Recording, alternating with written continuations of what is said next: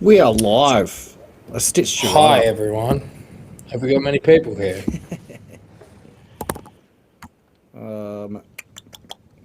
Probably not.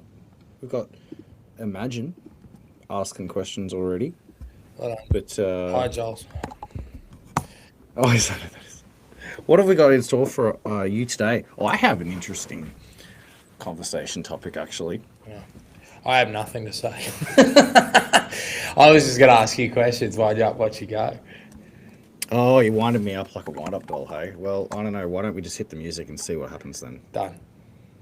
All right.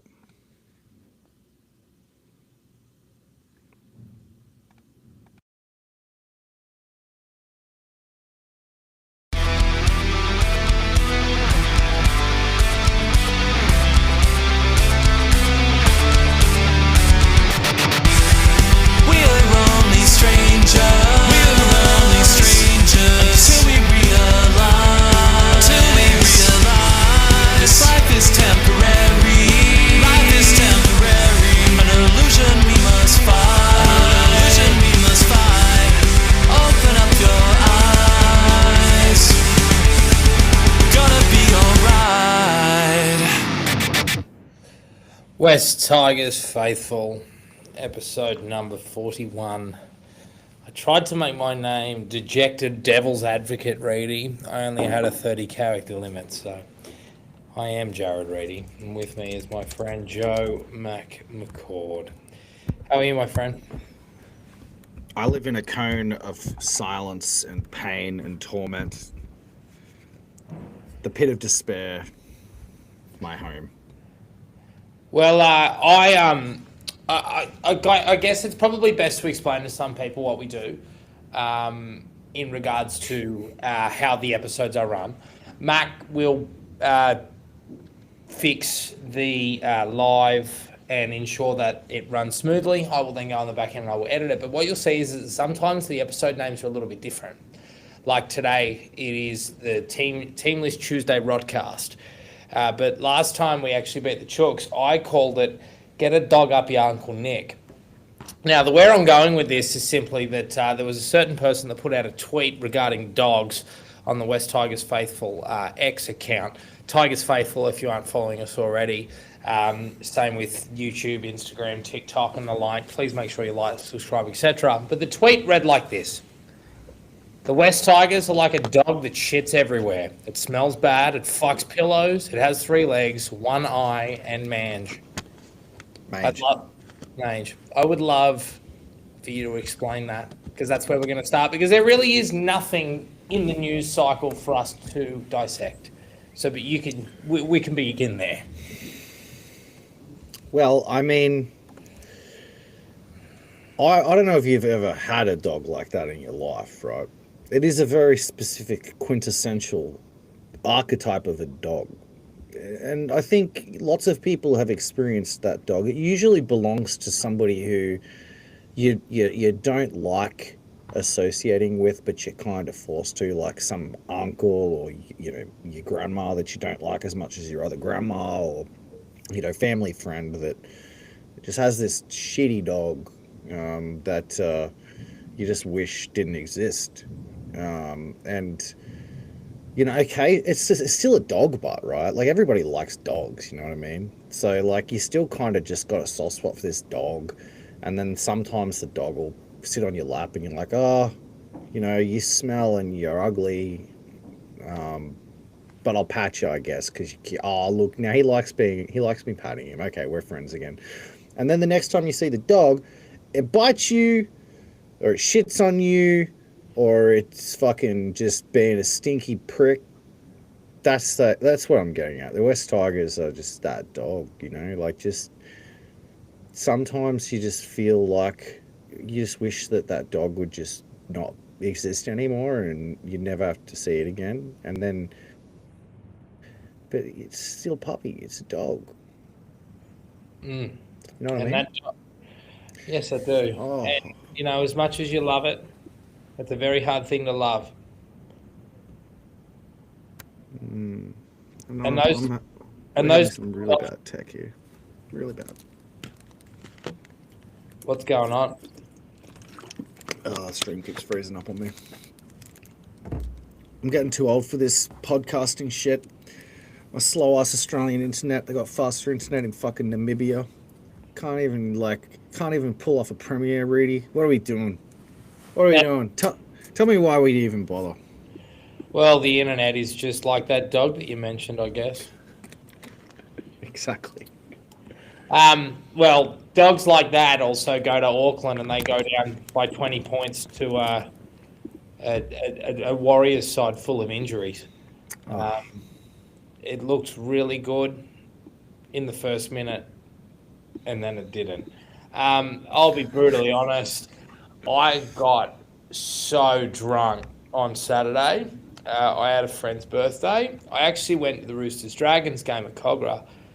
It was a huge day out. So I'm actually coming in here. I don't know how many people can hear, but there's a bit of grain in my voice. I'm a little bit more nasally than usual.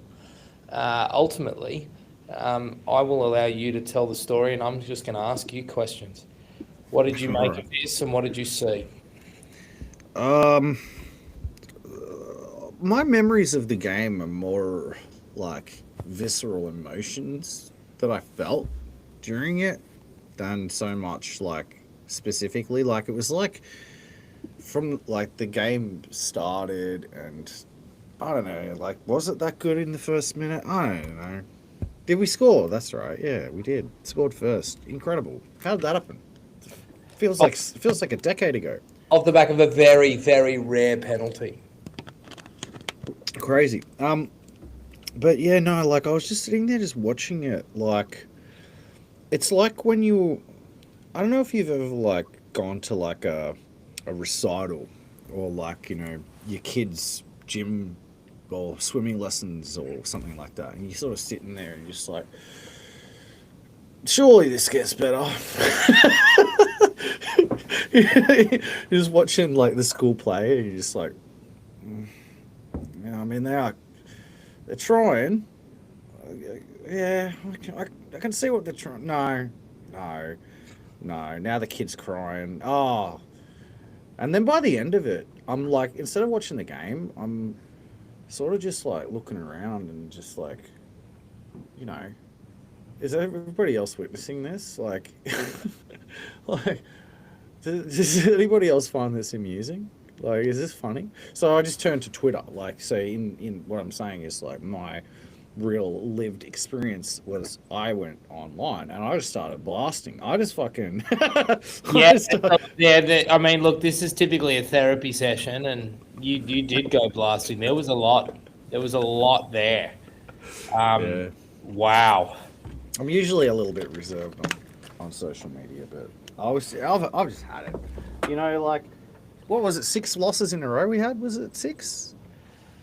It was 6. Yeah, it was 6 on the trot, then a win, now a loss.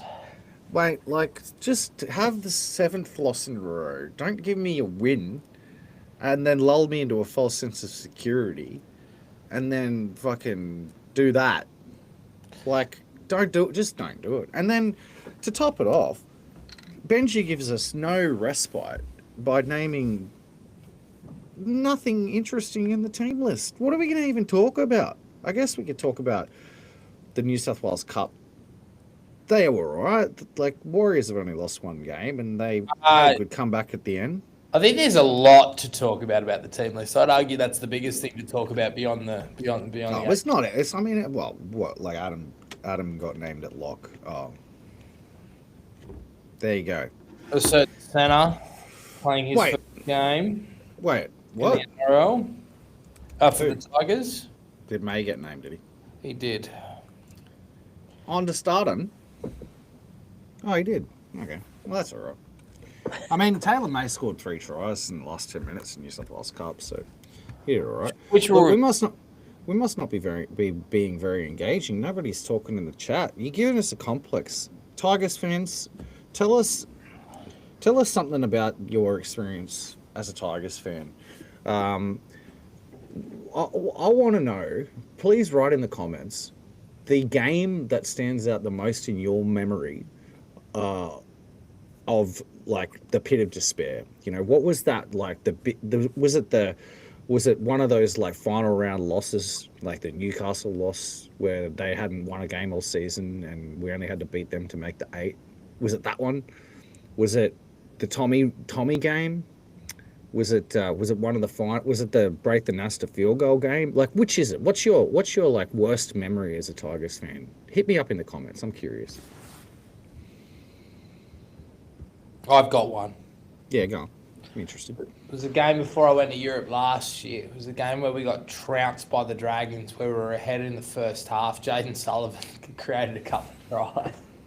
And then they put on like 48 points in 40 minutes. That's your worst? Yeah, that was horrible. Horrible. For me, that was a Tuesday, my friend. Nah, I don't even remember that game. Like that, I think the Tommy game was tough, eh? Like that was tough. Yeah, I was there. But that was a little bit more of disbelief. It was like, how? How is this happening? Yeah, that game felt a little bit like the one on the weekend, didn't it? It was just like, why are they so bad? Like, it's so strange because the last week when we won, they were so good all game, and then the week before they were so bad, so bad.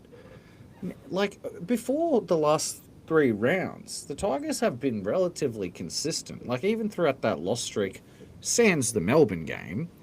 Yeah, they've been in contests. The Manly game, they weren't really in the like. They were in it until half time, and then. I mean, you've got fluctuating levels anyway, obviously. But the Manly game, and then earlier in the season, there was there was a game that wasn't super great, but like in patches we were pretty good. Like we've now gone, 2 out of the last 3 weeks, I'd say they didn't even turn up, and that's not good. Would you say they turned up against the Warriors? I know you're of the perspective, I think, that the Warriors played pretty good and that they're a good team. I don't know. Like, I think that's what hurts a little bit. That ultimately it's quite depressing just seeing your team just get out-muscled. And, with teams that just have better systems, that have the depth, that can have these players come in. Like hypothetically, right, if we were missing the players, the equivalent that they were missing, and obviously we had Buller out, they had Chans out. Taruva and Tuapiki were sort of both the backup fullbacks. We lose. I know we're going to talk about Luai. I know that, but and I know he's dividing opinion right now. But if we lose Luai and who is that? Who is our Metcalf? I think you can put a line away through us instantly. But if we lose Terrell May, call it off. But here they are, and a guy like Tanner Boyd, and it actually hurts that I was right. That he could. That he kicked really nicely, that he was really smart with his decisions. He built pressure nicely, ran the ball when he needed to. Totally different play to Luke Metcalf, but went out there and their system held up. And that's the most disappointing thing. And I know we're a work in progress and whatever else. And, whether you're pro-Benji, anti-Benji, I don't think anybody expected was lifting the Proven this year, but I guess that's what hurts. It's like, oh God, after how many rebuilds, and it's just like, they can replace that talent, and in they come, and it's like, oh, that hurts. Look, I think there were moments where we showed plenty, where we showed some resilience and fight on both sides of the ball. I also thought there were times when Sutton was really, really tough on us, and there was some glaring 50-50s that we missed. You saw the camera pan to Benji off I think it was one of the decisions, and he goes, fuck off, that's fucking bullshit. I think we all felt that way. But again, not having the resilience to deal with that, or the injuries, or not having a system that holds up, I think that's what hurts. I'm seeing people, including yourself, saying, cash the receipt, tell Luai to leave. Like, I just think it was one of those days where we just got outplayed and beaten. I don't think, look, Birdie made some errors. Finua Bolle made some errors. There was some dumb penalties conceded, including by one Jerome Luai. It was just one of those games where it was similar to the games that we played against Redcliffe last year, where we just, we might have been within 10, but realistically, looking back, did we really have a sniff? No, probably not. Yeah, I'm over that. Like, oh, just chalk it up. Just Tigers, just not good enough. Just another. Move on to next week. Just better side. Blah blah blah blah blah. I'm just over it. Like, what are you? What are we supposed to do with this? Like, we've made our beds as Tigers fans that have decided to make content. Now we have to lie in it and sit up here and pretend like I've got good things to say. I got nothing to say to you people. What do you want from me? You want me to take my shirt off? Would that make you happy? Do you want me to do a jig? Do you want me to sing a fucking song? I can sing a song for you if you like. I got nothing. Like That's where this that's where I was after the Manly game. It just took this it just took you 2 more weeks. this or but they won. The pricks. That's what I'm saying. Like, don't go out and win. And man, okay, let's be real. I want to talk about one thing. I want to talk about how Adam Dewey is right now a better halfback for the West Tigers than Jerome Luai. I want to talk about that. I want to ask the question, and this is what I was in the preamble. So what I have some material. I want to know. Tanner Boyd came in relief for the Warriors. As you say, he played really well. Adam Dewey came in relief for the Tigers, played really well the week before. What is what actually is the point of having marquee talent? Because time and time again, you see marquee talent underperform when the side is bad. When the side is bad, it doesn't matter how much you spend on a player, it will not fix the team. It doesn't matter. Kalen Ponga has not fixed Newcastle, right? Jerome Luai has not fixed the Tigers. I'm sure you can come up with some examples where I'm wrong, where just a star has come into an abysmal roster. And It's rare. The most recent one is Adam Reynolds, and even then, it's been inconsistent and patchy at the Broncos. I don't know if it's kind of different, right? Because Adam Reynolds isn't on huge coin. Adam Reynolds is actually a good example to my point here, which is there's a measurement that was invented by a sports journalist in America that they use in NBA, baseball, NFL, and it's a measurement called VORP. Are you familiar with VORP? I am familiar with VORP. Another one I want to throw at you is Stephen Crichton at Canterbury. How much are they paying him? Okay. So are you basing this on price? Because both Reynolds and Crichton are on 800K. VORP stands for value over replacement player, right? So value over replacement player is a measurement that you firstly must have a benchmark for what you can expect a replacement level player to offer a team, right? A replacement level player is Tanner Boyd. A replacement level player is somebody who you can just grab from another team's New South Wales Cup side and put them in and have them do a job. A replacement level player at the Tigers might look like a Sione Fanu right now, and he's emerging into somebody a little bit better. It might be somebody like Charlie Staines, right? A replacement level player. Value over replacement level player is a collective score that aggregates all of the statistics relevant to a specific position that influence an outcome in order for you to go, this player's VORP is plus blah or minus blah. Yep. Right now, at this very second, Jerome Luai's stat lines for this season have him as a below VORP level player.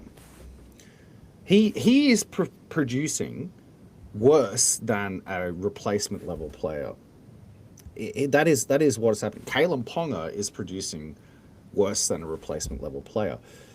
As a club, as a as an organizer of an NRL team, I think it's time that the Tigers, the Titans, the Knights, and all of the other teams that are just consistently year after year underperforming and can't break through recognize that there is the only way to actually change your club's fortunes is not through signing stars at all.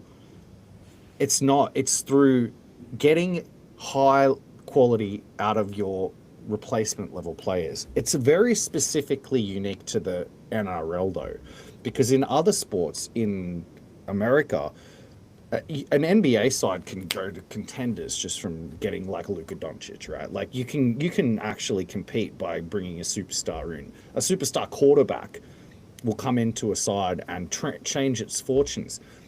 In the NRL, I don't believe that it doesn't matter if it's a hooker, a halfback, a 5'8", or a fullback. There are only a very, very small number of players, and it's only the truly elite who will actually provide you with true value over a replacement level player that makes them worthy of paying a fortune to. And those are players who can win you a game on their own. On their own, right? Like, as in, they can make a play on their own, and not just one play, but to win a game on their own, they have to actually not only make one play, they have to make 3 or 4 plays a game on their own to win you that football game. There are very, very few players in the NRL. I could probably name them on one hand, right? Those players, those truly exceptional, completely game-breaking players, we have zero of. We would not have any benefit. I don't believe we would be any better or worse of a side if we ran out our New South Wales Cup side. I'm serious. I'm dead serious, because I don't think that there's that much of it. Look at what Tristan Hope is offering versus Api Coruscant right now. Look at what Adam Dewey is offering versus Jerome Luai right now. What makes the West Tigers tick is how they fucking feel, what breakfast they eat in the morning, where the stars are in the sky. Like, there is just as much likelihood that they're going to win a game if you run out Brown's fucking cows, right? The only way out of this is not about putting stars on the field. It's about figuring out, it's coaching, to be honest. Because you can look at it. You can look at what Andrew Webster did with the Warriors when he took over the Warriors. He made a roster that was subpar, overperformed to a degree where now those players are all viewed as stars. You fucking switch their jerseys and you put them in the West Tigers, the result would reverse. It's coaching, it's morale, it's culture. These things are far more relevant, and it's because the NRL is a double-sided contest, i.e., everybody has to tackle and everybody has to attack. It's because the influence a back rower has on a game versus the influence a 5'8" has on a game is nowhere near as far apart as the influence a quarterback has on a game as an offensive lineman, right? It's much, much closer. Even a winger versus a prop, right? The impact that, look at Gerald Skelton puts more. Absolutely, I get you. So the point is that it's much better to have 17 6 out of 10 players on the field than it is to have 2 8 out of 10 players, a 9 out of 10, and then a whole bunch of 3s.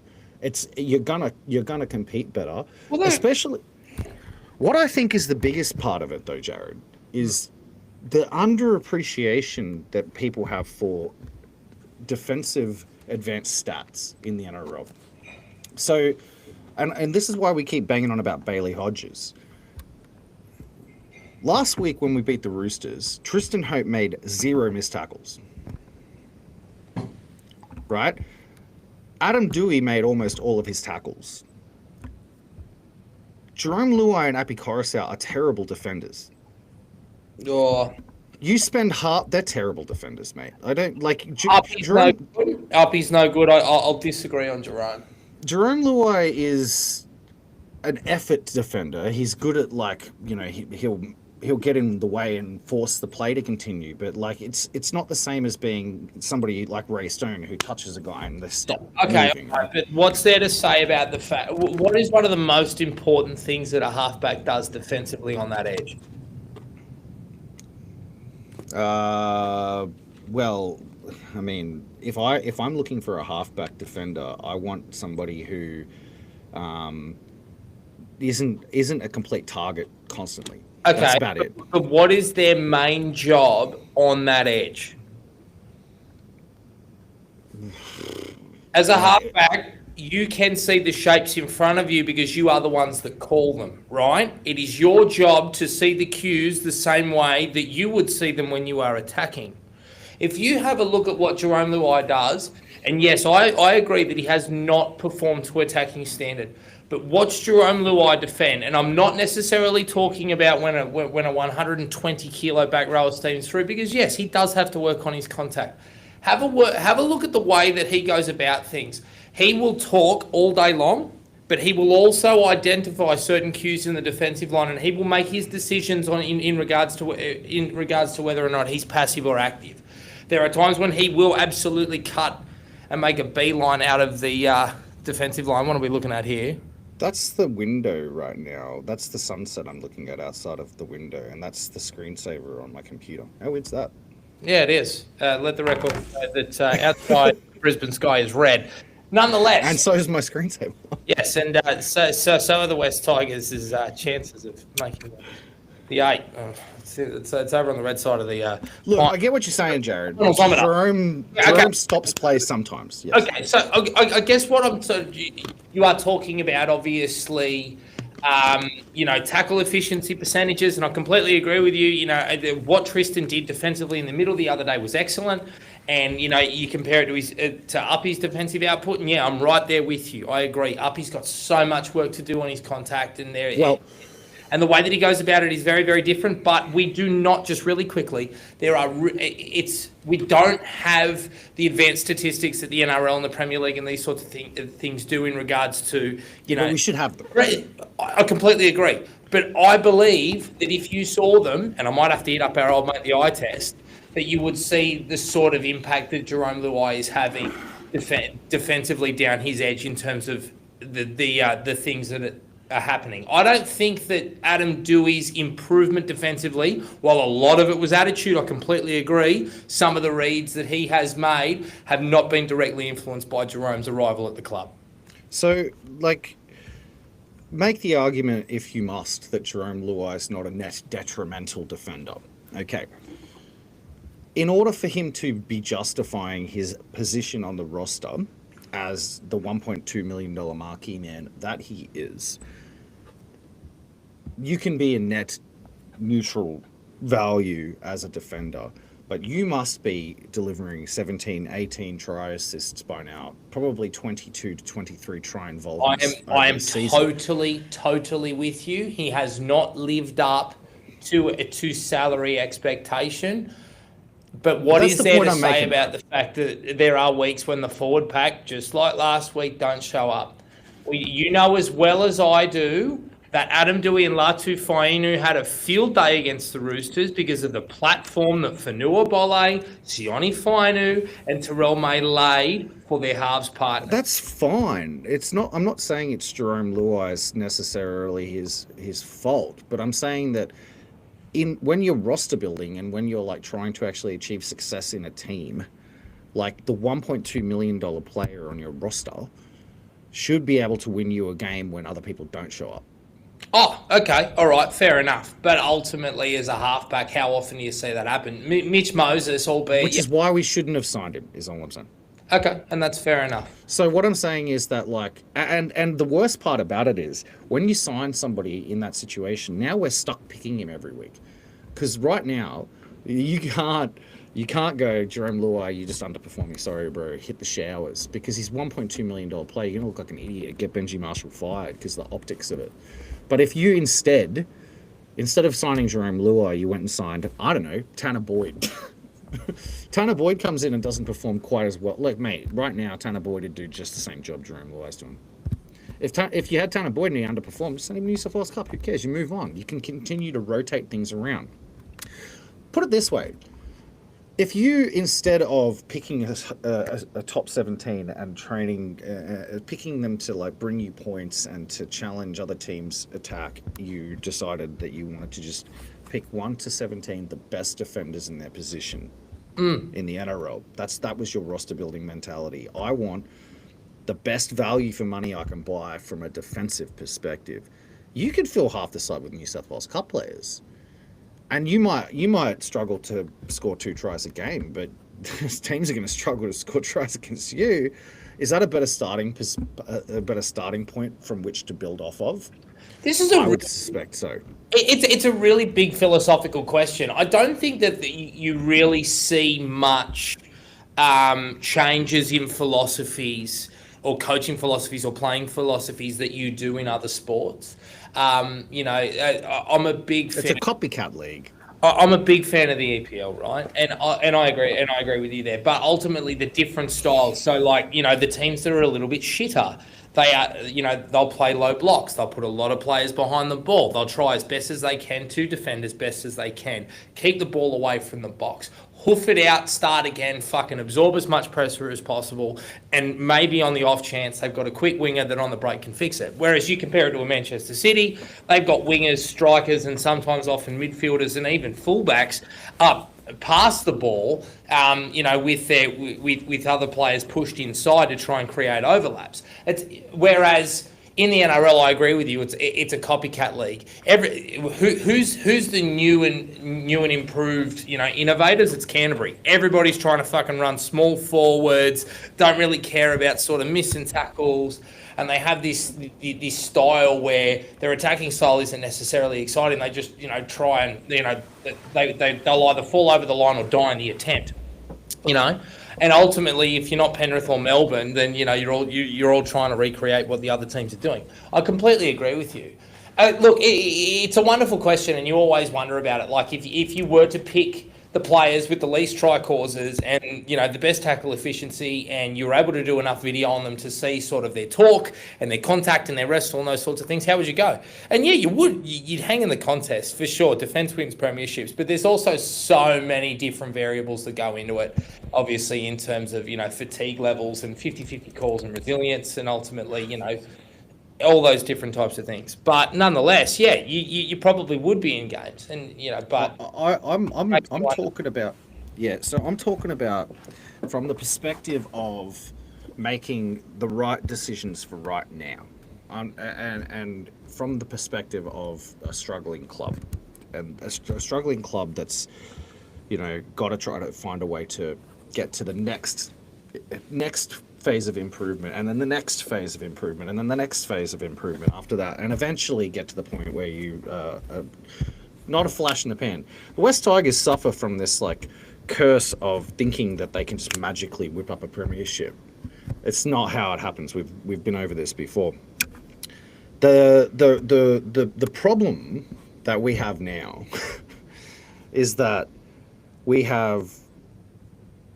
kind of stuck, right? And you look at like the impact that's already had, right? The impact that it's already had on our medium term, short term, even maybe if you think about it, success possibilities of having Jerome Luai in the roster, of having Api Coruscant at the club, of having Jareem Buller, right? Now we have lost Talon Silva, we've lost Lachlan Galvin, which, you know, whatever. But the point is that in 2 years' time, next year, we don't have them and we still have these guys, and we are kind of hamstrung and we have to pick them. And who's the next player that's going to jump out of the ground that we're going to lose because of that? Having less is more talent on the roster, having like average value players on the roster instead gives you this flexibility. And then what you find is you're Canterbury. You mentioned Canterbury, right? What you find is you're Canterbury and your worry is that you can't win the grand final Your worry isn't that you can't make the 8. Your worry is that you can't win the grand final, so you go and you take a punt on signing Lachlan Galvin to bring you some attack. Which, I might add, I think they have Buckley's chance of actually winning the grand final by making that move, because I just don't think Lachlan Galvin is good enough. But I digress. It's a better position that they're in than we were in. They signed Stephen Crichton 800k as their marquee talent. We signed Jerome Luai $1.2 million as our marquee talent. The value is the amount that each of those players are being paid has nothing to do with the actual impact that they have on the outcome of a game. It has to do on their value as it pertains to the perception of the impact that a good player in their position has on a game. Unfortunately, I believe that what we're seeing is that it's actually not that likely that a 7 or a 6 has more of a genuine impact on the outcome. I know this is going to sound crazy. More of a genuine impact on the outcome of a game than we actually think that they do. I genuinely think that if you put 12 of the other halfbacks that are running around in first grade jerseys in the West Tigers 7 jersey right now, they would give us at least the same outcome. Yeah, I'm a rugby league purist. I think that the spine is extremely important to watch. But the spine was even like, so this is, when did we start saying spine? That's a modern term. Okay, well, before the spine, it was your halves. But the modern game is way more team oriented. Like, that's the thing. Like it is. Anyway. But do Penrith win 4 comps? Forget Jerome Luai at the Tigers. Do Penrith win 4 comps with anyone other than Luai and Cleary in those halves? We shall never know. But, like, I mean, Luai did get injured in one of those grand finals and they still won. In fact, wasn't that the one that they came back from the clouds to beat Brisbane? Yeah, true. Brisbane won a grand final once with a guy named, what's his face, Shane Perry, was it? In the halves, like, but I mean, the rest of the side played for Queensland, so you can't. I think that like, I actually have some notes here to kind of reinforce my point a little bit better. So I tried to actually do a bit of a VORP analysis of like players in the NRL that actually have like a value over replacement level player and stuff like that. It didn't come out exactly how I envisioned it. I didn't quite finish it off. But last year, Jerome Luai would have rated as a very high level VORP player. So when he played for Penrith last year, he was actually like delivering them insane value over replacement player. Not value over his own salary, I might add. Value over replacement player. Api Coruscant last year was delivering a lot of value over replacement player. This year, not so much. The number one VORP player in the NRL is Nathan Cleary. So it's you know, it is fair to say that when a halfback is a fucking gun, that they do actually have a massive impact on a game. But I feel like that the finding is that the true insight is that once you fall into the pack, you're pretty much just a homogenous blob of quality halves, and that is a big list of players. And you could take any player like in that group and plug them into Melbourne or plug them into Penrith or plug them into, I don't know, whatever, the Bulldogs, right? And they would be fine. But you take that player and you plug them into the West Tigers or the Titans and they will suck. So it says to me that there's more important elements when it comes to improving a team and getting wins and transforming a club into success than a star half or a star fullback. What that is up for debate. But my suspicion is that it's a coach. I think that the coach makes more of a difference than people want to believe. Where are you at now with Benji? Well, I think it's obvious that Benji Marshall is the worst NRL coach in the game right now. Continue. No, he's the least experienced. He constantly commits faux pas. He runs around on the training paddock acting like a goose. He doesn't know how to handle media conferences. People watch his media conferences and they're always like this. You can see some talent in him. I can the players like playing with him. Some of them, most of them, not all of them. But like he seems to have there's some elements there.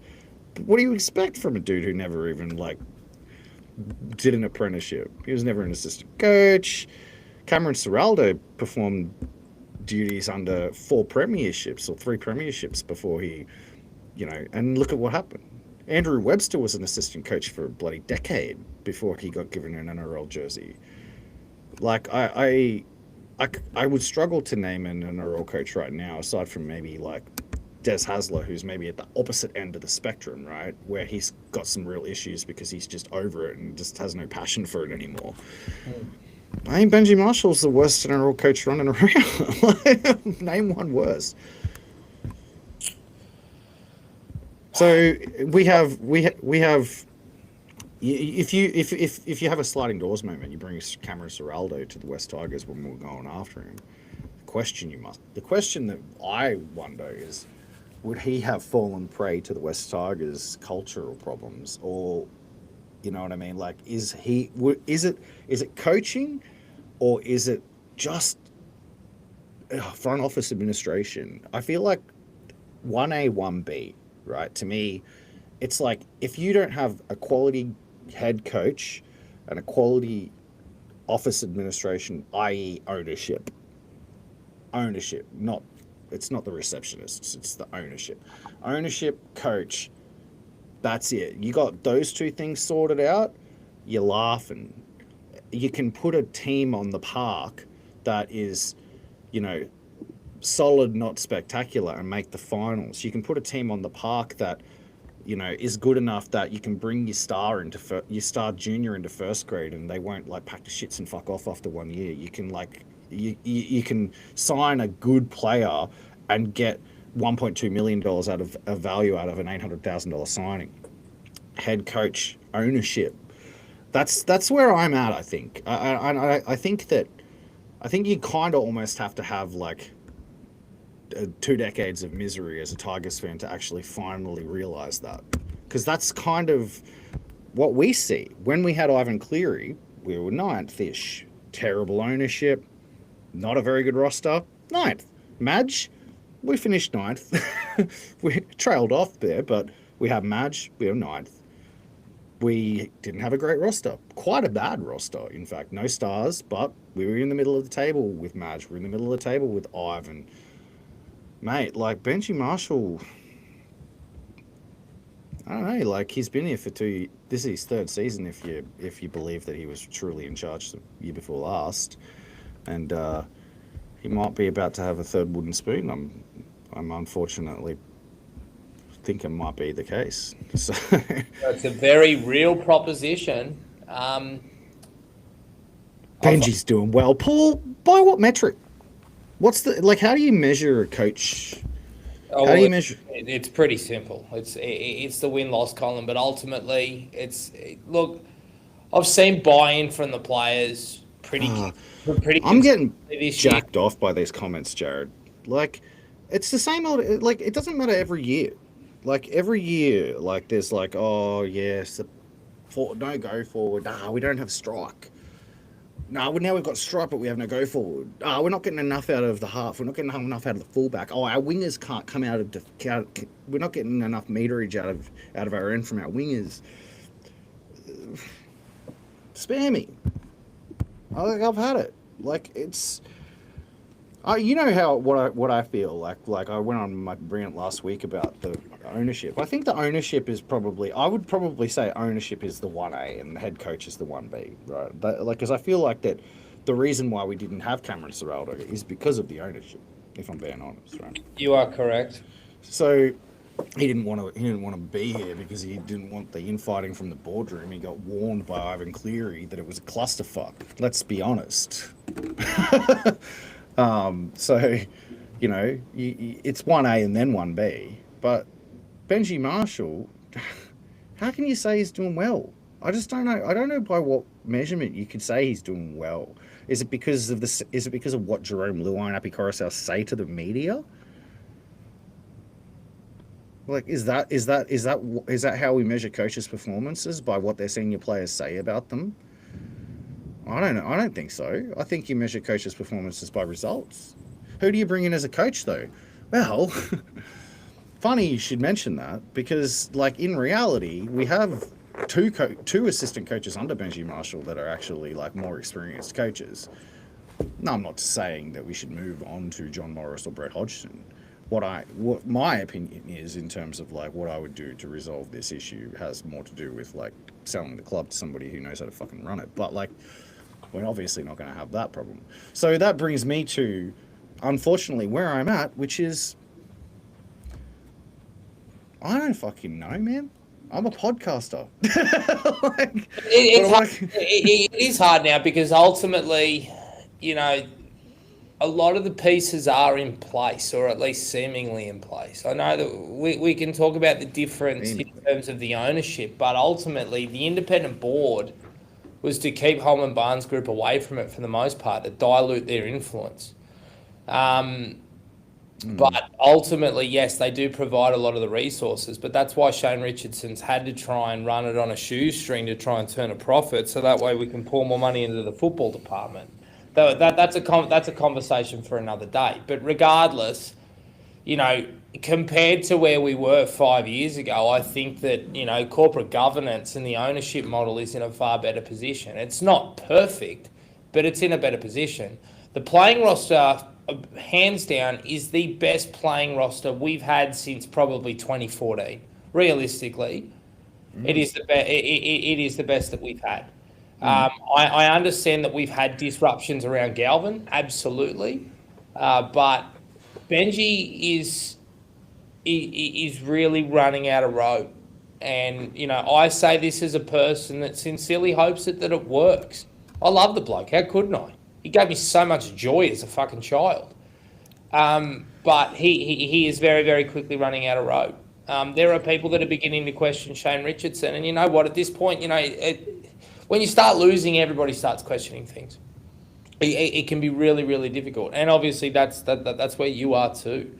I mean, I was there a couple of weeks ago as well, saying I don't have any answers anymore or any ideas. And as you say, we're podcasters. We just come on here to sort of, talk to our community and the people that listen to us, and we're extremely grateful for that. But ultimately, I don't think that this club and Shane Richardson's ego will sit on their hands. I was told the other day that they are quite sick of losing. And ultimately, the most important thing, as you say, beyond ownership is that one being it's the coach. And Benji is very quickly running out of time. It's as simple as that. I just think that, like, it's easy. I understand why people watch the games and still try to unpack the players on the field and go, if May ran harder, or Vonnie or Bolle didn't drop the ball a couple of times or had a better game, then maybe we would have won the game or whatever, performed better or whatever. But, like, when you see it year in, year out, week after week, season after season, doesn't matter who's in the jersey, and it's just the same old, like, circle of crap that we keep lamenting. You take this player out, you bring this player in. We bring in Isaiah Papali, reigning Daily M back rower of the year. He performs like crap. Out he goes. Bring in John Bateman, international play. He performs like crap. Out he goes. Like, I just think that it's pretty transparently obvious to me that the club has an issue that goes far beyond players and has had for a very, very long time. So, like, as a person who, like, is passionate fan of the club that, like, has decided to go and create a situation where they have the platform, i.e. a podcaster, it makes it challenging, because I know that, like, feeding the beast and talking about off-field shit is actually, like, net detrimental. It does not help. and trying to keep things focused on the field and on the players is probably like the right thing to do for the long-term success of the club. But it's also a hiding to nothing. It's like sticking myself in front of a crowd to try to like appease a crowd, and I got nothing. Like it's like, hello my baby, hello my honey, hello my ragtime. I have like nothing. Like sell the fucking club. But let me put it this way, right? So like it's what I said. I was like, the more I watched the NRL, the more I realized that the distance between a superstar and an average player is so much narrower than people think it is. That's the truth. It's so much narrower. Like the distance between Jamal Fogarty and Nathan Cleary is trivial. Honestly, it's trivial. When you think about team system as an influence, the distance between a good team system and a bad team system is cavernous, yawning gap, right? The distance between a Craig Bellamy and a Wayne Bennett and a Benji Marshall is just cavernous, because the influence that those two guys have and the influence that a system has on the performance of an individual player is just astronomically bigger than the influence that an individual player has on a system, right? And the influence that a system and a coach has on 36 players plus the rest of the club and the pathways and the media and the perception is just astronomical compared to the influence a single player has. So if you can't fix it doesn't matter what individual player that you plug into a system. If the system and the coach are not actually performing well, it just won't. It's like pissing in a pool. But the good clubs understand this, because they don't mortgage themselves to players unless they're a genuine solo match winner, right? Look at Penrith. They refused. We ain't mortgaging ourselves to Jerome Luai. They've won 5 games in a row, 6 games in a row. They're gonna make the finals. Probably win the fucking premiership again. They're coming home like a freight train, buddy. Here they come, the Penrith Panthers. 5P. It's on. I certainly wouldn't back any team against them right now. Out goes Stephen Crichton, out goes Jerome Luai, out goes James Fisher-Harris, and the show goes on, because the only person that they mortgage themselves to is Nathan Cleary. He's the only player. One player, solo match winner. The rest is the coach and the system. Sure, they had a rough start to the year, but they figured it out mighty fast, didn't they? And now, they did, my friend. And now on they roll. Melbourne, they don't mortgage themselves to players either. They let people walk. Like that, but they're not as good at it as Penrith. You can tell they've over-indexed on their spine at the moment, and that's you can see it's costing them in their pack. Trying to like find reachy answers to compete with Penrith by bringing in players like Stefano Utukamanu. Bad signing for them. Terrible signing for them. Like, is it? It's a bad signing. Like, but that's where they're at, because they're like in the top 4 trying to compete with Penrith. The Bulldogs are now in the top 4 trying to compete with Penrith. It's like, how do we do this? It's because Penrith have the system, and they have the head coach, and they have one star, and that's the only thing they care about. Everything else is recyclable, replaceable. How do we get to there? Well, Jesus Christ, what a challenge that's shaping up to be, isn't it? Like, and I'll tell you, if I really got given that challenge, like if it was just like, you know what, you talk a big game, motherfucker, here it is. I'm going 10-year plan, right? Like, Phil Gould does his 5-year plans, right?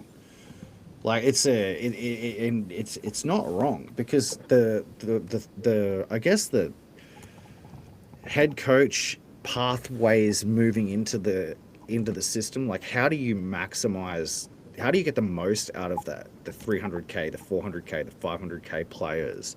I feel like that's what Phil Gould worries more about. And it doesn't worry about the Lachlan Galvin signings and this and that until he's already in the top 4 and trying to figure out how to get the cup. So to me, we've gone ass backwards on it. We've gone out and gone, let's so I can get Jerome Luai and see if he can cover up the deficiencies that we have in our head coach and our ownership group. It's not really the way, I don't think. So here we are, and it's a depressing reality that we face, because I don't think Benji Marshall's going to be the coach of the West Tigers next year. I don't think so. And I think if Benji Marshall isn't the coach of the West Tigers next year, I don't know if Jerome Luai will be here for much longer either. That's a conversation that we can probably have.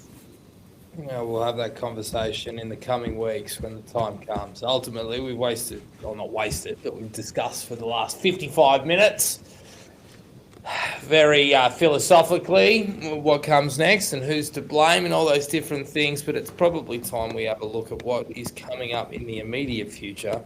And that's the game at 2 o'clock on Sunday. Oh, we're going to win for sure. Spoon Bowl 1. Leichhardt Oval, Titans. How we? You feel this now. Oh, if this Titans team clicks, you'll feel it even more. Sania Taruva remains at the back. There were some question marks as to whether or not Jerome Buller was going to be back this week. He is not. We talked about it earlier. Taylor May will start at left centre. The rest of the side is pretty much the same, apart from the fact that in the back row there's some changes, some forced, some otherwise. Samuel Fainu is out with a knee problem. He is not even in the extended squad. Alex Seafarth takes his place on the left edge. Tony Sukar remains on the right. Adam Dewey is at lock, which we will talk about in a little bit. And the bench has changed a little bit. Obviously, with Dewey reverting to lock. Alex Twal starts in the front row. Vanua Bolle goes to the bench. With the Titans, basically the report came out today that they are giving Des Hasler 2 more games so that way he can hit his 500 games coaching in the NRL. Then he's riding off into the sunset. I'm going to read out the Titans team because on paper it's fucking spectacular, and quite frankly, if they click, you can be very, very worried. The fullback, Alexander Brimson. The wingers, Jalen, may I interest you in a De Groot, and Philip Sami, Brian Kelly and Jojo Fafita the centres, Kieran Foran, the old dog, Jaden Campbell, the young buck, 5'8" and halfback. Forward pack, Moaki Potawaka, Sam Verrills, Regan Campbell-Gillard, Chris Randall, Beau Fermor, Tino Fa'a, Sua Malaawi. The bench, Alofiana Khan-Pereira is at 14. That scares the fuck out of me. Jamin Jola, 15. David Fafita, 16. Cleese Haas, 17. I think that, I'll be really quick, I think that our game plan is simply hold the fort the first 20 to 25 minutes. Adam Dewey, hold on for dear life. And then once Sione and Fanua get on, hopefully kick the door down, score some points, win the fucking football game. Simple as that. Excited to see Adam at 13. And you know, obviously how Taylor May returns. We've spoken ad nauseum about how we feel about him as a bloke, but on his day, he's a damn good footballer. So I'm interested to see how that goes. Other than that, just fucking come home with 2 points. Otherwise, next week's going to be even tougher. Yeah. What you said. Good stuff. Tigers. Up the fucking dog. Taylor May at centre. Look, I mean, I don't think he played very good in the New South Wales Cup game. He just went nuclear in the last 8 minutes. It was kind of funny. Like he was kind of dominated. Didn't really. His post-contact meters was bad. His meters per carry was bad. Christian Mapapalungi came on the field in the second half of that game and just completely unlocked that whole left edge. Honest to God, Heath Mason. The less I say about Heath Mason, the better. But when Christian Mapapalungi came on and replaced Heath Mason at 6, mate, that whole side just started singing. We won that second half against a team in New South Wales Cup that had lost one game, 16-0. And it was pretty much Heath Mason off, Christian Mapapalungi on, and that was pretty much the main difference. And then Taylor May on the left was just getting fed space. And for a while, he was trying to play within the structure and feed Tui Tupu, who just had a horrible game and just butchered every chance that he was given. And in the last 10 minutes, Taylor was just like, nah, I'm just going to just try to score every time myself. And he did, every time. Got the ball with enough space. One of them, it was a nice dummy to Tui Tupu that frickin' wing a bit. Got enough space to get around the centre to try. Another time it was like Tui Tupu threw like a Hail Mary back inside because he ran out of space, and Taylor just got it and just beeline for the try and put his head down and scored. It was good finishing. That was my first thought. He's just no self-preservation, speed and power, and can finish in multiple different ways. He can crash over the line. He can he can work with very little space near the corner post. Yeah, it's It's exciting. good finishing. Yeah, that is exciting. Like I think Talon, just you can see that he has just a little bit more like I don't know, like quality about him. He'll definitely be a better left centre than Dewey. There ain't no doubt about that. And I think that our left edge attack has been very poor, primarily due to the fact that we have Adam Dewey there. And now Adam Dewey's moving from the left edge to the middle, where he's been really good. So kind of frustrating that we wait until round 20, whatever it is, of his final year with the team, probably. Maybe he'll get a 1 year extension, but to put Adam Dewey at 13, which I feel like most people who have half a clue have been saying should have been happening when he was 22. But a lot of people have been, he's not a good enough defender, this or that. It's like it's a completely different ball game defending in the middle. He's a big guy, stand there, right? Stand in front of somebody. The Dewey's issues in defence have always been lateral movement. Anyway, waffling a little bit. I don't know what to make of the Titans. Like the Titans are a side who 1 week, I wouldn't be surprised if I watched them flog the best team in the NRL. They're totally capable of it on any given day, but it seems like they're a little bit like us. They're coming up against the Tigers at Leichhardt. I think the crowd. It's going to be up to the crowd. If the crowd go in there with the baying for blood and get the side, it'll be less about the Tigers and more about the Titans, right? Like if the Titans sort of just shit themselves under the Leichhardt pressure, the Tigers might just roast them. But it can go the other way pretty easy too, because if the Titans show up and they score the first try, swing a couple good punches, the Leichhardt crowd can start to feel very hostile towards the home team. We've seen that happen before too, and then they can put the home team in the pit of despair. So I think the crowd's going to play a big factor here. Yeah, I'm with you there. I have no idea how this game goes, but all I'll say is that I am less confident than I was going into last week. And even then, I was sort of felt 50-50. So I am less confident this week, just simply because of you just know what it's like. This reminds me of another pit of despair match where we played the Titans at Leichhardt, and it was Robbie's first game back, and we Round were one. No, it was against it was midway through 2018, and we were Okay. or 2019. Anyway, wait and see. Good luck to the boys on the weekend. Wait a sec. Speaking of Titans, there was an interesting fact that I think that I saw on Twitter. It might have been on Twitter. Yes, I know the one. Yeah, the current halfbacks of the top 4 teams in the NRL are all Titans discards. How crazy is that? Absolutely insane. But doesn't that go to show my point? Like you can literally just manufacture a quality half if your system, your head coach is good. Look at how far the Dogs have got with Sexton. Look at how far. Well, I know Tanner Boyd's a bit of a throw in. Jamal Fogarty, has turned the corner at Canberra. Like these are players that maybe the trick here is go after Tom Weaver because he's now on the extended bench again. The Titans have just fuck off, Tommy. We don't need you. We're gonna go with what do they got? Is it? Yeah, Jaden Campbell at 7 because that's worked every time. We'll see what happens.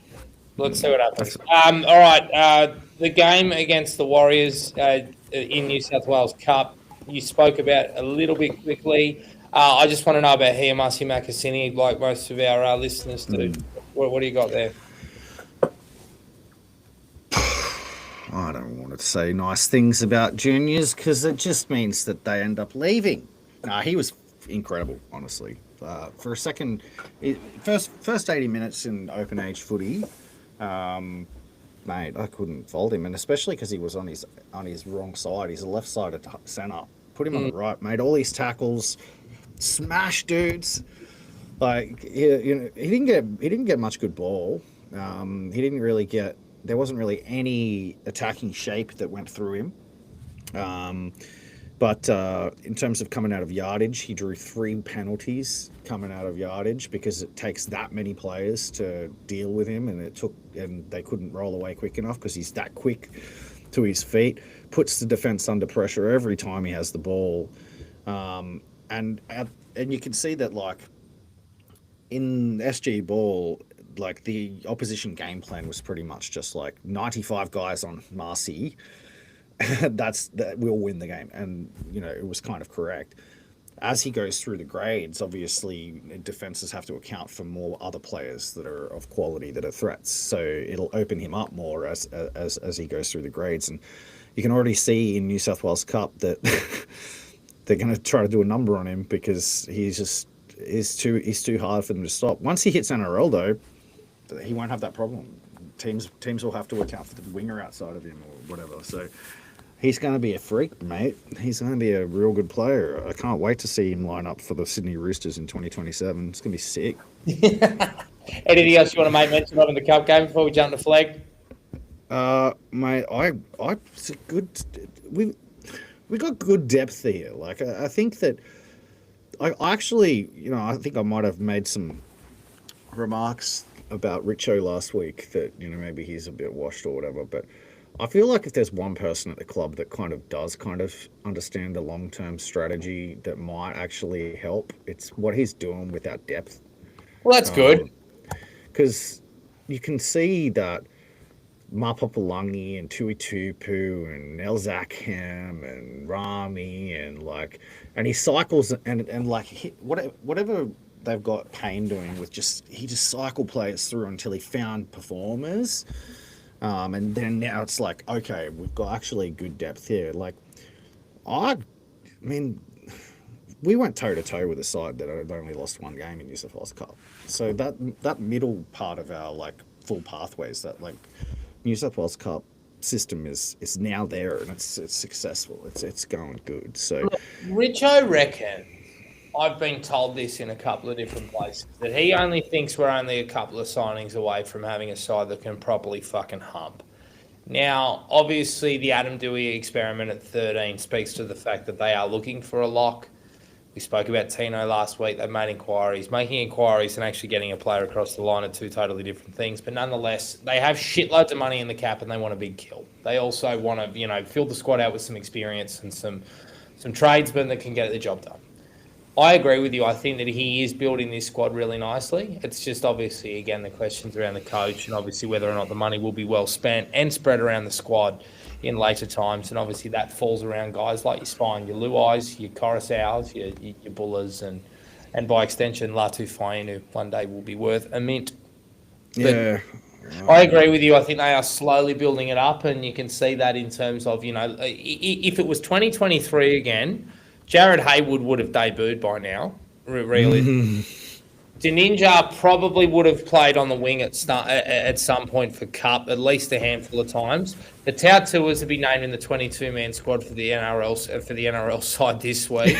Yeah, you're so correct. And Solomon Asakura would have already played 10 games and 10 NRL games, and we all would have written him off. So I agree. There is certainly something there to speak of. And look, I mean, God, there are some people that think that Richo doesn't have it, but no, I am unwavering in my faith of that man. But everything you said there is remarkably accurate.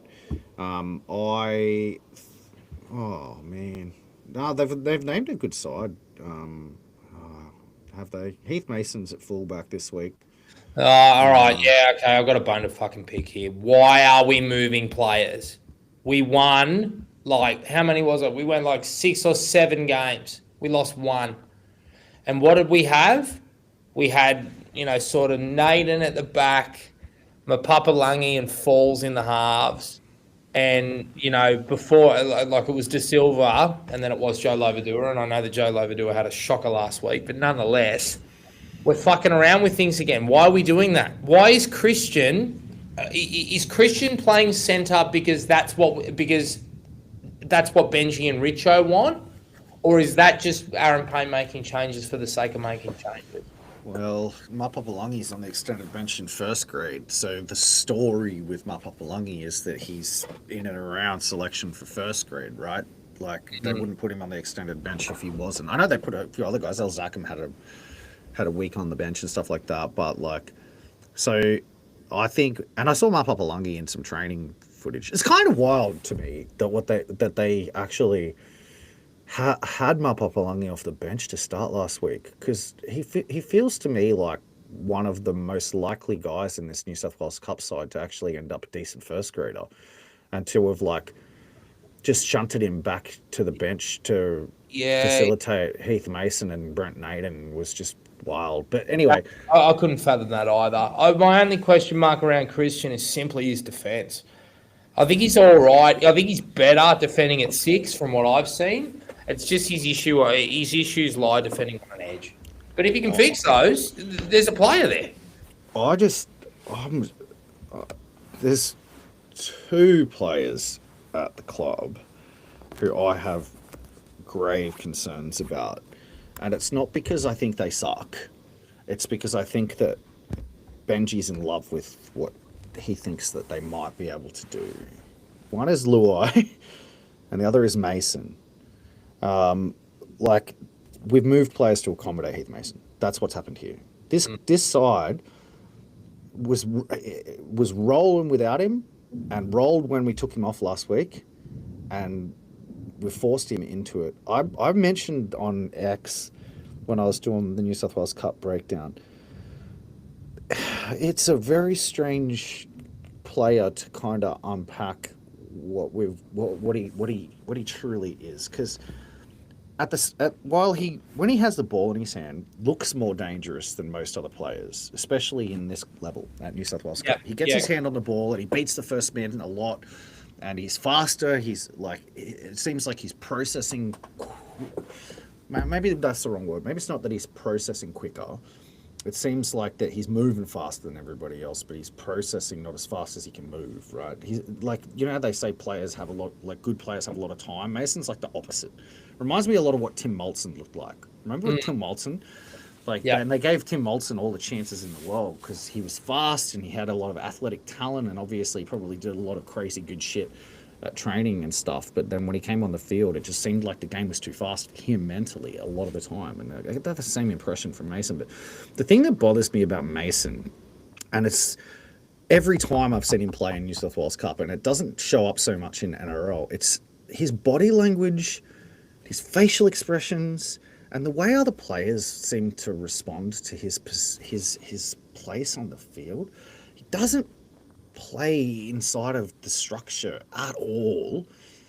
I don't think he's had a try assist since I've seen him. Like, I don't think I've seen him. I'm with you there. He's lost it. He's lost his ability to ball play and create points for other players. Yeah, and I feel like that it's so simple what you need from him sometimes. And he tries so hard to be like he's a hero ball kind of guy, and I hate it. I don't know what's got into him, but I personally would be like, plague for the rest of the year, and we'll reassess in the off season, because I just don't like what he's bringing to any of the teams that.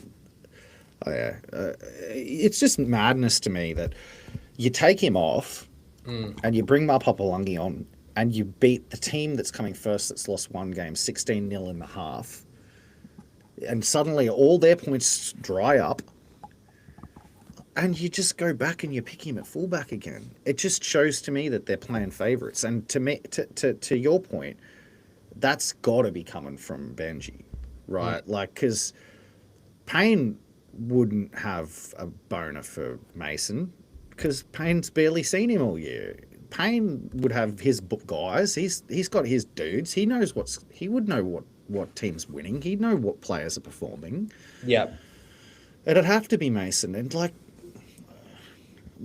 Mason's been given so many chances to be the backup fullback in first grade, and now he's lost that spot to Taruva. And I think I made a point a couple of weeks ago. I'd make an argument that Mason would be the 5th or 6th best fullback at that club, maybe lower. Like, because we don't see some of these other guys be given the same amount of chances. Like, is he truly a worse fullback than Tino Tavana? Tino Tavana can't even get the fucking fullback jersey off of Logan Deninja in Flegg, which is a completely different problem. But, like, is he a better fullback than Charlie Staines? I don't think so. Is he a better fullback than Brent Naden? I don't think so. Is he a better fullback than Sunia Taruva? No. Is he a better fullback than Luke Lalali'i? I don't think so. The short minutes that Luke Lalali'i played fullback in the first grade side the week Buller got hurt, I think it was the week Buller got hurt that we saw Luke playing fullback, I thought he played better than Mason. That's my Yeah. I liked what I saw from Luke as a fullback in the first grade I, know, side. I agree with you. I thought he was great there, but again, I wonder now if I sit back now with Mapapalungi being named in the extended squad, Lauliti on a wing, like you know maybe they're now going okay, and like Mason at one, maybe they're sort of thinking, all right, Aaron, we're just going to override you now. We need these blokes to develop in these certain positions. Even though I don't think Heath's a fullback, I think Heath's best served being a nine, to be honest. But Mate, yeah, I think Heath Mason's gonna be one of those players that ultimately, if they had have identified early on what his ceiling was and shaped him into that player early on, be a very good player, right? yeah, Like the version of the best example of a player who had that was Craig Wing.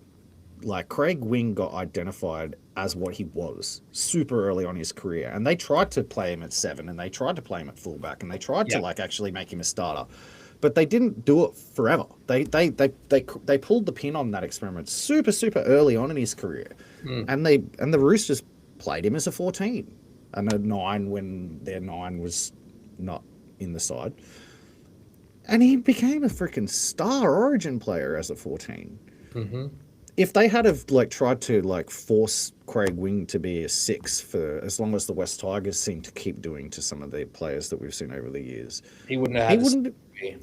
Nah, He was exactly. he was such a good player, Craig Wing. I fucking love a good utility. Blaine says that Heath also wants to be a 14. Yeah, he That's does. what I've heard. That's what you've told him. He said it. They just need to give him the fucking reps. For God's sake, stop killing the kid's career and look after him. And I agree. Look, he goes down to cup and he looks even worse. Like it's Yeah, he doesn't play well in cup. there's something that needs to be fixed there. Maybe he does need flag. I don't know, but yeah, but they need to strip it right back with Heath because there's a player there.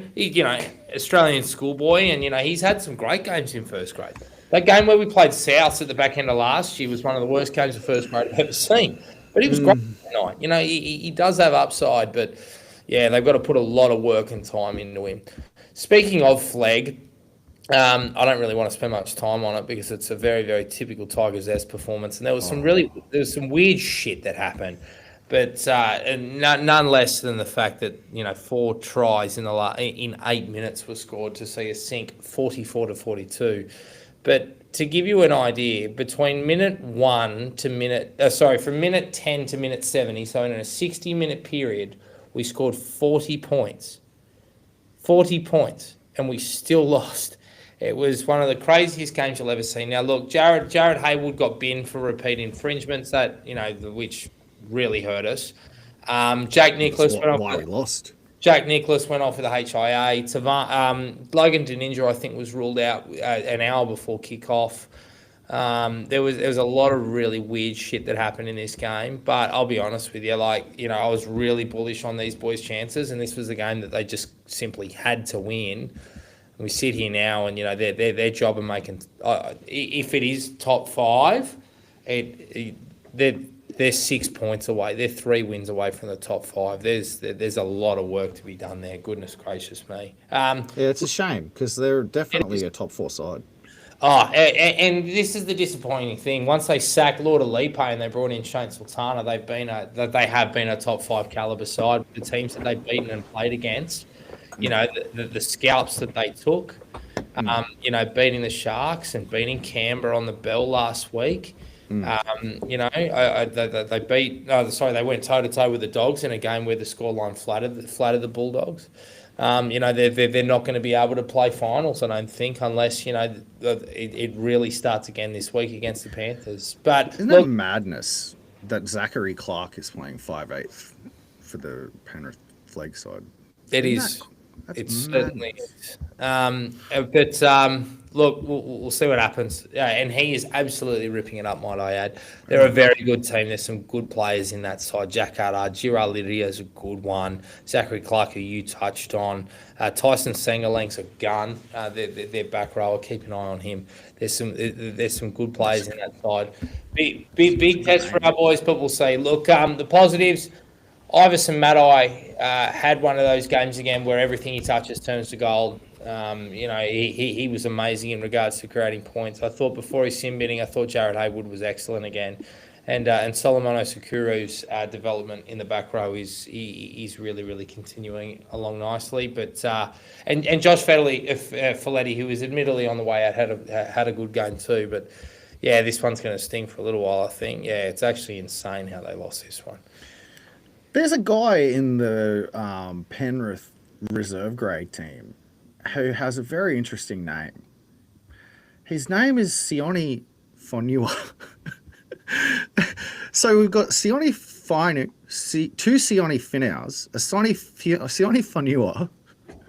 Yeah. What are, you want to know a story about the Sione? There's a Finau Latu and a Latu Finu.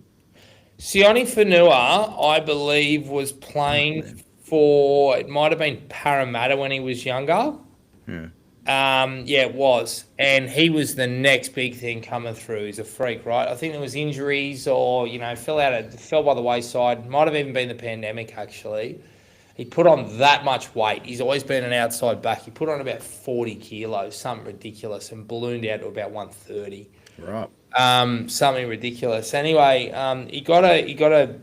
it was similar to, the Tim Johansson story. He trialled somewhere and then, sort of stripped the kilos back, had a good preseason and went from like Sydney Shield up to New South Wales Cup within the space of a few weeks. He's a bloody good footballer. And another one that shares, he is our 15 and 16 in first grade this week, Sione Fonu and Fanua Bolle. But look, tough games for both our pathway sides this week for sure. And the girls, we haven't really touched on the girls. The game against the Broncos, they were sort of at the races early and then they got outclassed. Brisbane definitely didn't play their best. They looked like a side that was definitely playing round one, but the girls weren't great that week. And then last week against the Dogs was absolutely a missed opportunity. They'll play the Titans this week at Leichhardt in a curtain raiser to the first grade match. Hopefully there's anyone who is going to Leichhardt, get down there early and support the girls because my God, do they need it? They desperately need a win. Mate, they played great against the Para. Was it Para? No, Dogs. Yeah, Dogs. They played. I thought that they were very unlucky not to win that game. It's such a weird league, the NRLW, because the Tigers are pretty much running out like comparable to the Broncos. It'd be like watching the NRL Broncos playing against the West Magpies or like the Flegg side or something. Like the Tigers team is, they got Kezi Apps, who I'll touch on this in a second. They got Kezi Apps, they got Togatuki, and then they've just got like nobody. They've got 21-year-olds, 22-year-olds, 18-year-olds, 19-year-olds, and it's like, for one, it pisses me off because, like, if I'm at the West Tigers and the football administration, if I'm like Richo or Matt or whatever, I'm looking at it and I'm going, that is a league that should be really easy to compete in. Just care, right? And bring some pride to the jersey, fill the Zurich with some winners. Go sign some stars, mate. Just throw some money at them. Like, Jess Surges was a Tiger. She played in the New South Wales Premiership winning side when we won the comp. Go, just outbid them. Just give us some money. Like, what, $9 million Holman Barnes Group profit. Go fucking spend it on the NRLW side. Surround Kezi and Sarah with some good players, and just go win the comp. Just buy the comp. It's a comp you could buy. Like, you fully could. Easy, just do it. It's just crazy to me. Like, Noddy's a good enough coach to freaking coach side if you just go sign a couple more Origin players and you'd be fine. It's not a hard comp to just freaking like buy, and it'd be great for the club. Anyway, on Kezi, I feel like Kezi, she it's like watching dad play with the kids. Like, she's like sits back and she's like, oh God, let him have a go. oh, fuck it. I'll get the ball. And away I go. You see that try she scored, man? Oh, She no. Bang. she's just like, I'm sick of this shit. And just gets the ball. And she's a forward. And it was like watching the big kid in under 12s, mate. She just steamrolled, but she just sits back too much. You know what I mean? She sits like. She's got to inject herself. Mate, just put the 7 jersey on her back. Yeah. Lutu's the same size as her. I love Lana, but yeah, I just try and get Kessie as close to the ball. Mate, like it's I mean, it's fun to watch, but it's a league that's still kind of at the point where it's a bit.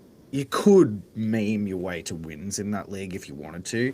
I think I mentioned on the West Tigers forum, like the Tigers have Sarah Togatuki, who cannot be stopped when she gets ahead of steam. Kes Yaps, who cannot be stopped when she has a head of steam. Lutu, who's the biggest 7 comparable to the rest of the league of any 7 I've ever seen. She is bigger than our front row. Like, she is, and she's talented. She's a skillful player. She probably should be playing 13, not 7, but we don't have a 7. Mate, literally, Sarah, Kessie, Lutu, every set, run after the other, and then watch the defenders skittle like 10 pins, and then you've got Evie and Chelsea. Chelsea and Evie are great. They both played in a really, really good New South Wales Premiership Dragons side that won a comp a couple of seasons ago. Very good young talent. They both played New South Wales under-19s Origin. Very, very good players. Mate, you just skittle them. And Christian Pio is not a bad forward either, to be honest. She goes good. And then to top it off, like, I actually think that the Tigers have some really good young players. I was really impressed with Clifford, the back rower. I think she's got a lot of potential. And I think Evie's good as well. I think Evie might be a centre. I know that she's playing left side half, but yeah, I think just with her pace off the mark, if you want to play a comp, she reminds me a little bit of Ethan Strange without the sort of rough and tumble. She's quite quick, you know. She's still young and small, but. Oh yeah, absolutely. When she gets a little bit older, she'll get a little bit tougher and meaner, and she'll have taken enough knocks that she'll just like revel in the contact and stuff. She's a good player. But I just think that Kessie and Sarah are so far ahead of the rest of them that you just fucking if you go a set of 6 and Kessie Apps doesn't take a hit up, like, Noddy should just be like tearing strips off them. Like, Kessie, you need to be taking 15 carries a game. Sarah has to be taking 15 carries a game. Kessie shouldn't be in the back row in this side. She should be in the middle. Like, she needs to be playing prop. She plays prop. She plays prop for bloody New South Wales sometimes. Like, I don't know why they get. And when you play her in the back row, suddenly you have to actually have shape to get her the ball. So you then over rely on Lutu and McGrath, who are young halves that are trying to figure out how to play. And if she's in the middle, it's just one off the ruck, and she can ball play. And like, it's just silly. It's a meme league that they should be able to meme their way to more wins, but they try to play too much like an NRL side, and it's like, Noddy, mate, just coach them like they're an under 16s team. I know it's a little bit degrading, but like they would like it more if they won. I'm telling you, it's a winning game plan. They'll improve, that's for sure. Anyway, any questions to touch on before we say goodbye, or you're not in the mood for it? What are you thinking? No, I'm in the mood. Let's get it. We got some. I think like the rants we went on got some questions there. Let's just go from the bottom up though, because most recent stuff. So we got Blaine says Montana Clifford was unreal. I agree, Blaine. Is there a May Finu sister or girlfriend we can sign? No.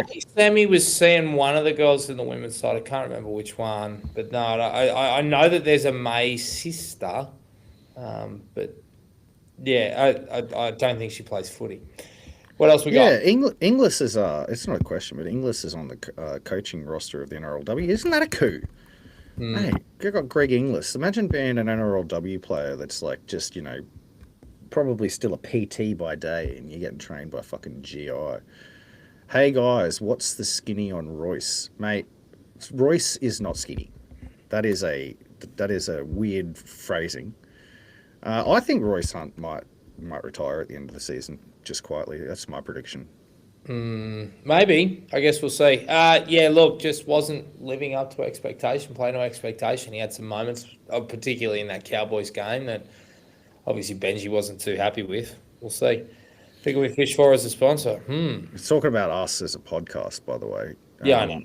Yeah, I don't know. Surely one of you blokes runs a bloody, like, is a tradie or has a small business or something. Just chuck your business name in the chat, and you can be our sponsor for the last 2 minutes of this segment. We've got Galvin replacing Sexton this week. What do you think of that?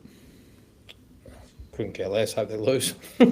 Oh, I mean, it's interesting, isn't it? Like, I think that I watched NRL 360 last night, and I know that in the weeks prior, NRL 360 has been very, very opposed to what the Bulldogs are doing, forcing Galvin in there. Very defensive of Marnie, very defensive of Sexton. Braithen Astor has been all about the roster not being fucking. Buzz was like, all off it. Last night, complete 180. Ain't no 360. Complete 180. They're all about Galvin now. And it's because the Bulldogs won, which I find strange. So the Bulldogs won, but they didn't win well enough. The attack wasn't great, but they won. It's an interesting thing, isn't it? Because it's like they think they can't win a grand final. Like the stat that was called out by Braith was like the Dogs have scored less points than Manly, the Dolphins, the Warriors. Like, can they win a grand final without scoring points? And it's like, well, I tell you what, Lachlan Galvin. I wouldn't say that Lachlan Galvin is going to just come in and just suddenly create 3 tries a game. I know Toby Sexton's only had like 2 or 3 tries this year or something crazy. I was like maybe a few more than that. But I just don't know. I feel like that it's a coin flip as to whether Lachlan Galvin gives you enough attacking punch to offset the damage that he's going to cause to the cohesion of the side otherwise, between the 20s in defence, which is what I think was the knock on him in the first couple of weeks that he came into the side. Like the shape was all wrong. The defensive combinations got broken. So I don't know. I would be laying the fuck out of the Bulldogs. What do you think? Do you think that the Dogs still have a chance to win the comp this year? No. Who do you low key? Who do you think's going to win? Melbourne. Oh, you think Melbourne? Yeah. I think it's going to be Brisbane. Oh, don't say that. Which is madness because I remember preseason. You were death riding. I saw. I don't know what was it. It was something last week. I think it was like the when they had that comeback win. That's right. The comeback against it was against the Dogs, wasn't it? When they had the comeback win. Yeah. I watched it and I was like, oh no. Like that's like you could just see the click in all of their good players, and it's just like, oh, that's how we score tries. I forgot. And it's like, oh no. Yeah, and you just know they have you just know they just have so much class in that side. For that side, it's just a matter of figuring it out. My friend, for sure. Yeah, what's crazy about the Broncos is I feel like the Broncos would still be good without Haas. You know what I mean? Like, I feel like that they'd still be good without Haas. Like, they've got enough. Willison and Carrigan, like, as 2 like benchmark middles. Mate, if I was the Broncos, I'd be trying to get rid of Haas. I feel like Haas is a little bit like what Luai is going to end up being like to us. You're fucking crazy. Move on. I would try to get rid of him because I just feel like that he's going to just be a salary cap headache that they're going to like what Taumalolo has ended up being for the Cowboys, and I feel like that they can win the comp without him. That's my feeling. Yes. How long will it take us to break through the Titans? How do we like? What's your attacking game plan against the Titans? Like, I've watched the Titans enough this year to know that the Titans are generally defensively fragile, pretty much everywhere. But they've also played most of the season without Tino Fasumal. So, do you think that like the game plan here is attacking through the edges, go around them? What are you trying to do here? It's mainly edges, but it starts in the middle. It's what we always talk about with, what we hoped the attack would be. We need Uppy to sort of attract AB. You need Dewey to attract CDE, and then you want Luai or Finu, depending on which side it's on, to sort of be able to at that point hopefully have overlaps or take the right option or whatever it may be. So yeah, I think the edges they're pretty fragile. Brian Kelly and Jojo Fafita speak for themselves in terms of being defensive players. They're not very good from that point of view. Philip Sami is erratic. Some days he's amazing. Other days he's terrible defensively. I'll be trying to bait him as best as possible. Get Giral and Charlie Staines to sort of hold their width. On both edges.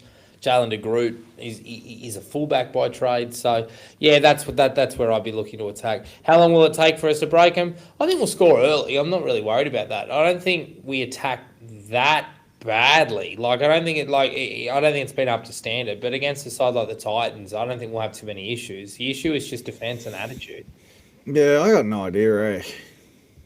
Like I don't really like the Titans are strange because like I don't think that they have any particularly glaring weaknesses. Like Mm. it's just that they're kind of just defensively not good anywhere. Yeah, they're Like just it's fragile. they're just generally fragile. So I feel like that it's just gonna have to be a matter of like just being upbeat and having energy. Like if we show up with the same intent and the same energy that we showed up with in the games that we performed well this year, and the passes stick, we should be alright. Like if we if I feel like Appy's gone into his shell over the last month or so. Yeah. Maybe even longer than that. Like I think it was a fair few weeks ago now that I sort of mentioned that I feel like that Appy kind of needs to be Appy more throughout the game, and I feel like especially against the Warriors, he was pretty much just shuffling the ball on. Like he's sort of he stopped trying to like bring forwards onto the ball, one off the rock. He's sort of Yeah, it's definitely a problem. I don't know what's going on there for sure. he's not picking the right times to run either. So, but I mean, generally, I'd be sort of expecting that Appy's going to have, if we're going to win this game, it's going to have to be Yeah, off the back of it. he's gonna pick it up. I feel like our losing streak has coincided with the drop in form of him. To be honest. Don't disagree, my friend. I think you might be right. Yeah, well, so that's about it then. I think. Like, does anybody else? Oh, what do we got? Blatant, absolutely. Just get him a sports sponsorship for weekly New York Kicks. Talking about Payne Haas, I think. Oh, look. Okay, no, The Broncos should get rid of him. you can step aside. I'll explain this. So, Payne Haas and Terrell May, how far apart are they as players in terms of the actual output? Right. So the difference between them is that Terrell May doesn't commit as many defenders when he runs the ball. That's about it. In terms of the amount of meterage that they create per game, in terms of the defensive impact that they have on the game, Payne Haas will be a little bit more dominant at the point of contact when he attacks. That's about it. Payne Haas is earning twice as much as Terrell May. So if you're the Broncos, it's maybe less of a question of like, I think that they don't have to let him go, right? Like it's not like they have to because they're so good anyway. But look at what happens to the Broncos when their depth gets tested. When the Broncos like suddenly it's just Payne Haas out there and Carrigan's out hurt, or Reynolds is injured or whatever the case may be, suddenly they're they're vulnerable. What would Brisbane look like if they had Willison playing where Haas is playing, and then they had, instead of Haas, they had two good props from other clubs instead? Would that side be that much worse? I don't think they would be worse at all. That's all I'm saying. So I'm not necessarily, like, maybe I should rephrase. Like, I wouldn't necessarily be looking to get rid of him, but I would not be in a hurry. I wouldn't be getting bullied by him in terms of contract negotiations. They got to play it like Penrith would. Like, he's about what he's about, getting paid about what he deserves. I'd say. Fair enough, my friend. You want to leave it there? Nah, I'm on fire now. You know who else I think's overrated? Nathan Cleary, mate. Like, that Origin, like in the wash up of the Origin performance, Jerome Luai copping so much stick about that. Nathan Cleary was diabolical. Oh, I thought yeah. Nathan Cleary was one dimensional. Jerome Luai wasn't much to scoff at, but they gave Cleary a 6 out of 10 in the telly, and they gave Luai a 4 out of 10. Take the piss. Luai was far better and actually tried hard. Yeah, no, I agree with you there. It's funny what you talk about your VORP ratings in the NRL, but yeah, you compare it to Origin, Cleary falls off a cliff. It just goes to show the system, I suppose. But I mean, come on, I can't believe they're re-upping Laurie Daly. What do you think of that? There's just not many options. If the very, very obvious candidate in Andrew Johns doesn't want to take it, they're just going to continue to shuffle it around. It's as simple as that. Joey just needs to just bunker down, just give him the job part time. He clearly doesn't want to do it part time, and just let him go hell bent for leather for 12 weeks. I don't get Origins what it's become when it comes to their coaching philosophy. Like, instead of like picking a good coach, it's like pick a superstar that, I don't know, like inspires the players and let the players coach themselves or something. Like, is that what it is? Like, because like I threw out this is the episode of like Mac deteriorating into like maniacal takes that make no sense. But I threw out on X, I thought like Brett Hodgson make a good Origin coach. The guy's coached like freaking 100 ESL games, been an assistant coach for 10 years. He's played the damn game. He's probably the smallest Origin player to ever play it. I got met with like, mate, he started the New South Wales downfall in 2006. Like, he got ragdolled. Well, like, I think that would be a good thing, like, because you've got a guy who his iconic memory as an Origin player is being thrown over the sideline by Gordon Tallis. Like, imagine finding a player who has more, like a head coach who has more to prove in the Origin arena than Brett Hodgson. I reckon it'd be a masterstroke. I don't do it. I don't know why no one ever talks about him as an option. He's a fucking literal coach with an Origin pedigree. Why not? Why not Brett Hodgson? Why is Laurie Daly a better fucking choice than Brett Hodgson? We could sit here and talk about it forever. I think the loss will go around again. Whether he is, they already said he's been renewed, bro. Yeah, we won't get a chance. We won't get a chance to sit here and speculate. Anyway. I'm just. I know I can see that you're in pain and you want to leave, so I'm just dragging this out just to piss you off. You're all right. Keep going. Nah. It's about that time, I think. Indeed, it is. Thanks a lot to everybody in the comments. It was a very that was live again. It started quiet. Yes, it was very. Look, I mean, I think I might have stumbled onto a bit of a formula here, Reedy. The stupider the things that I say, the more engagement we get in the comments. I might come out every week and say stupid shit. Well, it's certainly going to divide opinion. I don't know whether or not it's going to continue down this road, but we'll see. It'll be fun. There's just not much else to say. No, there isn't. No, there isn't. Like, I don't know how we managed to fill an hour and 43 minutes off of the back of that game. I think we did well. How about a round? You did well. You did well. You did exceptionally well. Well done. Oh, man, no, you pulled your weight. Round of applause for Jared for taming the mayhem that is me. Like, good job, man. You did good. Thank you, my friend. And shout out to Blaine, MVP of the chat today, definitely. Hawko, you did all right. Jolsey, you did all right. But, up your games. It's Blaine's week in the sun. Until next time, ladies and gentlemen, it's time to play some music to you from our wonderful friend AJ, aka State Fair. He's going to play us off today with the wonderful stylings that is the song Strangers. Goodbye.